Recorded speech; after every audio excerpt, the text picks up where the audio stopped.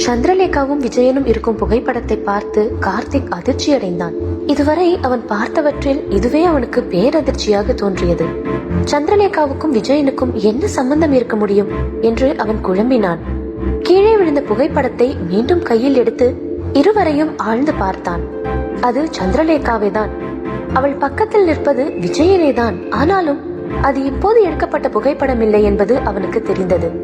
விஜயன் இப்போது இருப்பதை போல் அல்லாமல் அந்த காலத்திற்கேற்ப உடை அணிந்திருந்தான். இதை பார்த்த கார்த்திக் கண்டிப்பாக இது கடந்த காலத்தில் எடுக்கப்பட்ட புகைப்படமாக தான் இருக்கக்கூடும் என்று எண்ணினான். இருந்தாலும் விஜயனுக்கும் சந்திரலேகாவுக்கும் என்ன தொடர்பு இருக்கும் என்று அவன் மனம் குழம்பியது. அந்த குழப்பம் விஜயன் மீது சந்தேகமாக மாறியது. விஜயன் தன்னிடம் எதையோ மறைக்கிறான் என்று கார்த்திக் யோசிக்க தொடங்கினான். அவனுக்குள் முற்று பெறாமல் இருந்த புள்ளிகள் அனைத்தும் இப்போது ஒன்று சேர தொடங்கியது. புலியூருக்கு நான் வந்தப்போ ஊரே என்ன போக சொல்லுச்சு. ஆனா என்னை இந்த ஊர்ல வச்சது விஜயன் தான். அதுவும் இல்லாம எனக்கு அவர் வீட்டிலேயே தங்க இடம் கொடுத்து பல உதவிகளும் செய்யறாரு. இதையெல்லாம் ஏன் விஜயன் எனக்காக செய்யணும் என்று அவன் முணுமுணுத்தான்.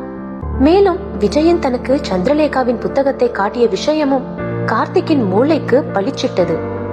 அப்படியானால் விஜயனுக்கு எல்லா விஷயமும் தெரியும். ஆனால் அவர் என்னிடம் அதை மறைத்துக் கொண்டிருக்கிறார் என்று கார்த்திக்கின் மனம் உறுதியாக சொன்னது. ஆனால் இன்னொரு பக்கம் தனக்கு இவ்வளவு உதவிகள் செய்து கொண்டிருக்கும் விஜயனை சந்தேகிக்க அவன் மனம் தயங்கியது. இது எதுவும் அறியாமல் கூட விஜயன் தனக்கு உதவி செய்திருக்கலாமே என்று அவனுக்கு தோன்றியது. கையில் இருந்த புகைப்படமும் அதில் சந்திரலேகாவுடன் இருந்த விஜயனும் அவன் மனதை நிலை கொள்ள விடாமல் உறுத்தி கொண்டிருந்தது. விஜயனை பற்றிய மர்மத்தை கண்டுபிடிப்பதன் மூலமே இந்த ரகசியத்திற்கு விடை காண முடியும் என்பதை அவன் முடிவு செய்தான்.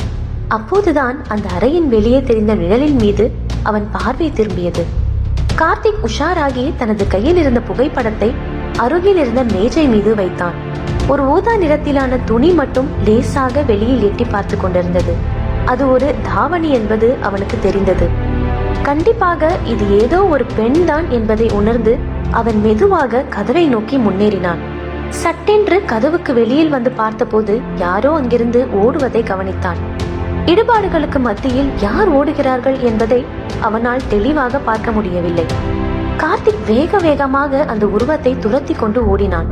அந்த பெண் சரசரவென்று படிக்கட்டுகளில் இறங்கி மாளிகையை விட்டு வெளியேறினாள். ஆனால் கார்த்திக் அவளை பிடிக்க முடியாமல் ஓடி வந்து வாசலில் நின்று பார்த்தான். ஆனால் எந்த பக்கம் பார்த்தாலும் ஆள் அரவமின்றி இருந்தது. கார்த்திக்கிற்கு கடுமையாக மூச்சிறைத்தது. அவளை தப்ப விட்டுட்டோமே என்று வருந்தினான். தன்னை பின்தொடர்ந்து வந்து கண்காணித்துக் கொண்டிருந்த பெண் யாராக இருக்கும் என்று அவன் குழம்பினான். சரி, எல்லாவற்றுக்கும் முன்பு விஜயனின் மர்மத்தை தீர்க்க வேண்டும் என்று அவனுக்கு தோன்றியது.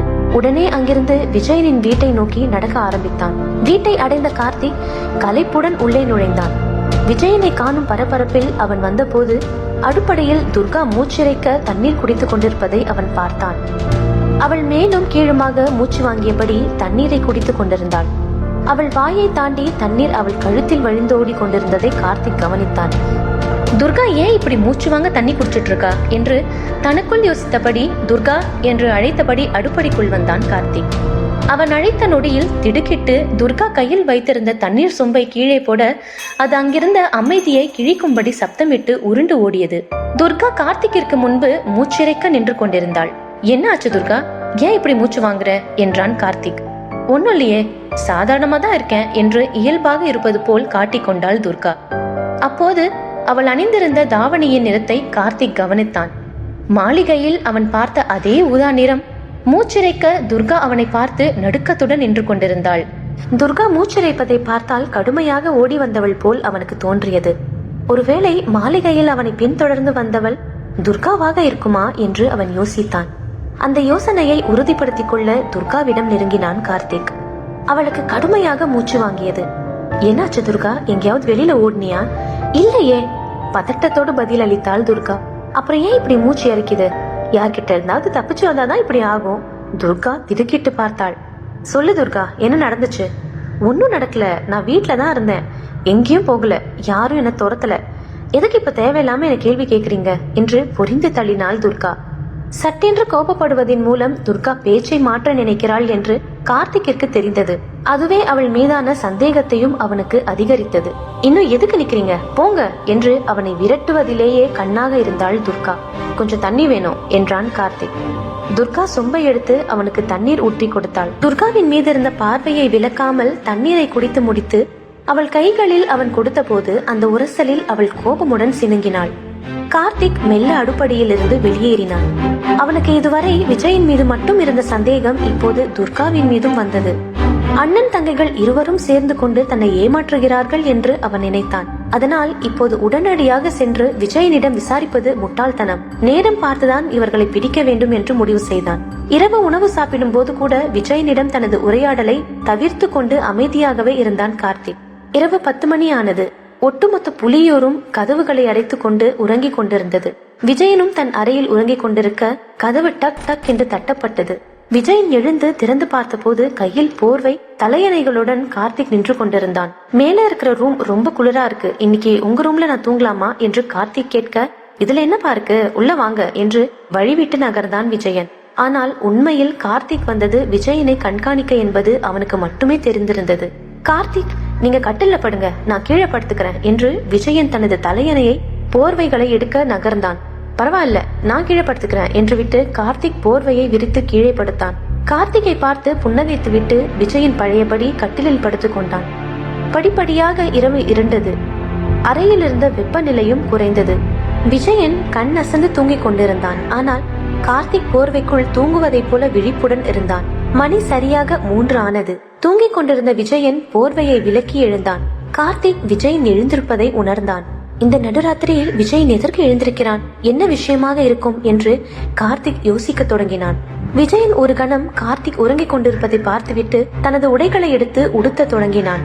அவன் தயாராவதை பார்த்த கார்த்திக், நடுராத்திரியில் கிளம்பி விஜயன் எங்கே போகிறான் என்று ஆச்சரியம் அடைந்தான். கழுத்தில் தொங்கிக் கொண்டிருந்த மந்திர தாயத்தை விஜயன் சரி செய்து கொண்டு தான் படுத்திருப்பதைப் போல படுக்கையில் தலையணைகளை வைத்தான்.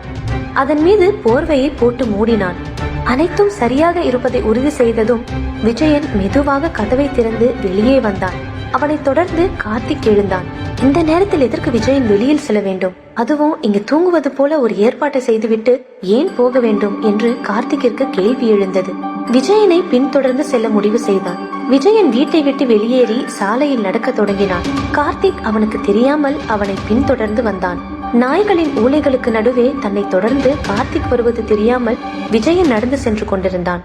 தெருக்களில் பரவியிருந்த பனிமூட்டம் இருவரின் கண்களுக்கும் எதையும் தெளிவில்லாமல் காட்டியது. சிறிது நேரம் கழித்து அவர்கள் கிராமத்தின் முடிவை அடைந்தனர். அங்கு விஜயன் மறுமுனைக்கு செல்வதற்காக ரயில் தண்டவாளத்தை கடந்து கொண்டிருந்தான். அவனிடம் இருந்து சிறிது தூரத்தில் கார்த்திக் நடந்து வந்து கொண்டிருந்தான். ரயில் பாதைக்கு பிறகு ஒரு திறந்த வெளி இருந்தது. அதன் நடுவில் ஒரு சிறிய வீடு கட்டப்பட்டிருந்தது. விஜயன் அந்த வீட்டை அடைந்து கதவை திறந்து கொண்டு உள்ளே நுழைந்தான். இதையெல்லாம் ஒளிந்திருந்து பார்த்து கொண்டிருந்தான் கார்த்திக். யாருடைய வீடு இது?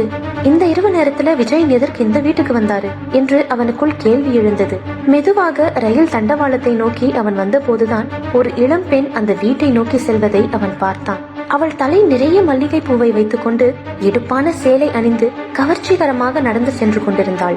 அவளை பார்த்த மாத்திரத்திலேயே கார்த்திக் புரிந்து கொண்டான், அது சந்திரலேகாவே தான். கார்த்திக்கின் தொண்டைக்குழி எச்சிலை விழுங்கியது. பயத்தில் அவன் நடுங்கினான். ஆனால் சந்திரலேகாவால் விஜயனின் உயிருக்கே ஏதோ ஆபத்து வரப்போகிறது என்பதை அவன் கணித்திருந்தான்.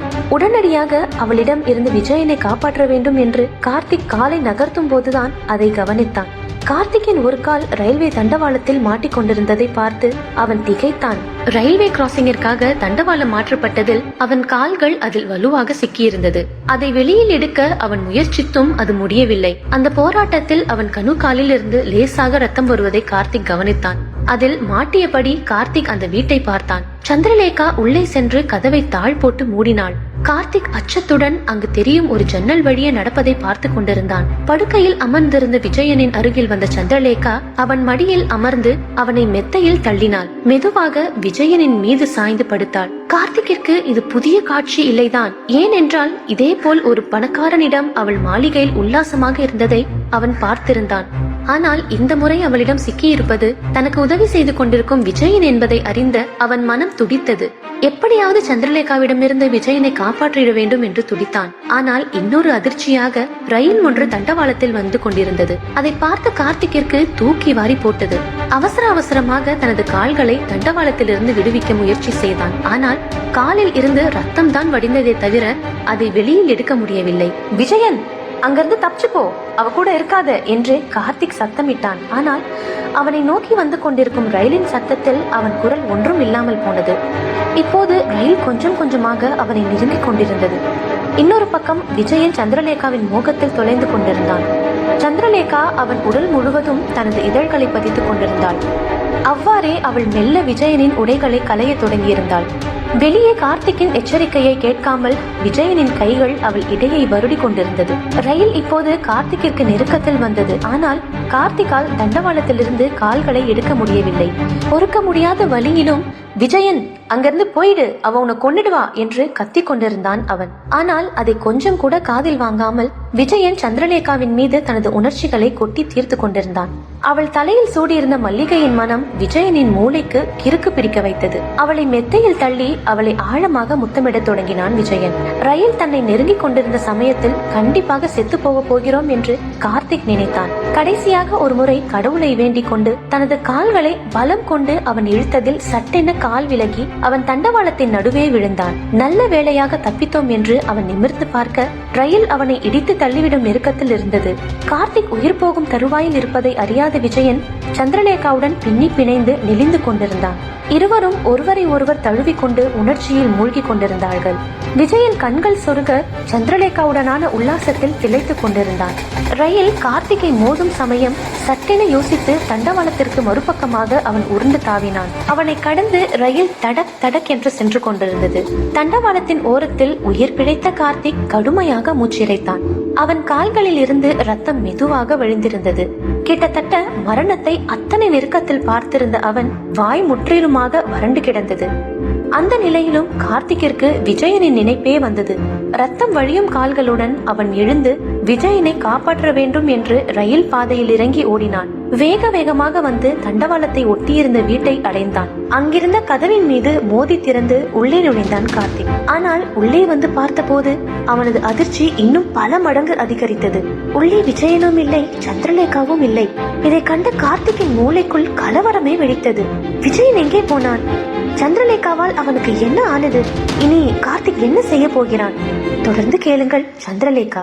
இந்த வீடியோவை லைக் பண்ணுங்கள், உங்கள் ஃப்ரெண்ட்ஸ்க்கும் ஷேர் பண்ணுங்கள். அப்புறம் எங்கள் சேனலை சப்ஸ்கிரைப் பண்ணுங்கள்.